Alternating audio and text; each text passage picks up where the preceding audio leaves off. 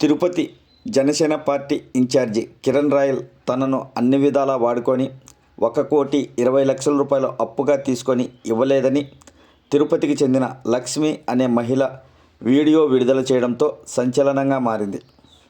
దీంతో మహిళలు లక్ష్మికి మద్దతుగా జనసేన నేత కిరణ్ రాయల్ను ప్రశ్నించడానికి ఆయన ఇంటి వద్దకు వెళ్లేందుకు ప్రయత్నించారు. పోలీసులు అడ్డుకోవడంతో మహిళలు ఆవేదన వ్యక్తం చేశారు. కిరణ్ రాయల్ చేతిలో మోసపోయిన బాధితులు 10 మంది వరకు ఉన్నారని మహిళలు ఆరోపించారు. వెంటనే ఆయన్ను అరెస్ట్ చేయాలని కోరారు. కిరణ్ రాయల్ అనే వ్యక్తి లక్ష్మి అనే అమ్మాయి కిరణ్ రాయల్ కు డబ్బులు ఇచ్చింది. 1,20,00,000 ఇయ్యంగా 20 తులాలు బంగారు కూడా తీసుకునేసింది. వాడు ఆ కిరణ్ రాయల్ వీడియోలు 20 వచ్చేసి బయటకు వచ్చినాయి. బయటకు వచ్చిన దానివల్ల మేము లేడీస్ గా మేము ఆ అమ్మాయికి మద్దతు, లక్ష్మి అనే బాధితురాలకు మేము మద్దతు ఇస్తా ఉన్నాం. మద్దతు ఇచ్చి వస్తే ఈ పోలీస్ వాళ్ళు, సిఐ వాళ్ళు అడ్డుకునేదే కాకుండా మీరు పోలీస్ జీపులు ఎక్కండి 125, 140 వేస్తారంట, 155 సెక్షన్ వేస్తారంట, మమ్మల్ని స్టేషన్ లో వేస్తారంట. ఇంత దారుణమైన ఎప్పుడైనా ఉందా?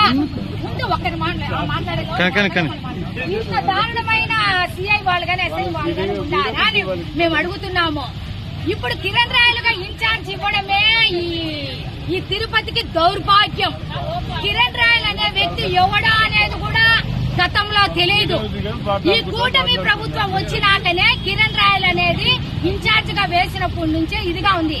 ఒక పవన్ కళ్యాణ్ గారు, సీఎం గారు కళ్ళు మూసుకున్నారా అని అడుగుతున్నాను.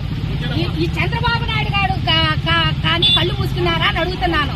ఇంత అన్యాయంగా ఒక లక్ష్మినే కాదు, ఒక 10 మంది బాధితులు కూడా ఉన్నారు దీంట్లో. గతంలో నేను మాట్లాడినాను దీని గురించి మాట్లాడినప్పుడు కూడా రెస్పాన్స్ లేదు. ఈ రోజు మాట్లాడుతూ ఉంటే సీఎం వాళ్ళు ఇలాగా మమ్మల్ని అడ్డుకుంటా ఉన్నారు. ఇది ఏమైనా న్యాయమేనా అని అడుగుతున్నాం.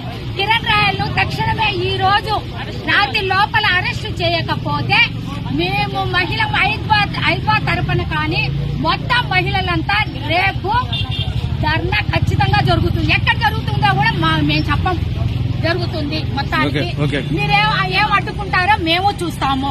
మేము పోలీసు వాళ్ళకి ఎవరికి భయపడం. ఒక చంద్రబాబు నాయుడు గారు వచ్చినా కూడా భయపడే ప్రసక్తే లేదు.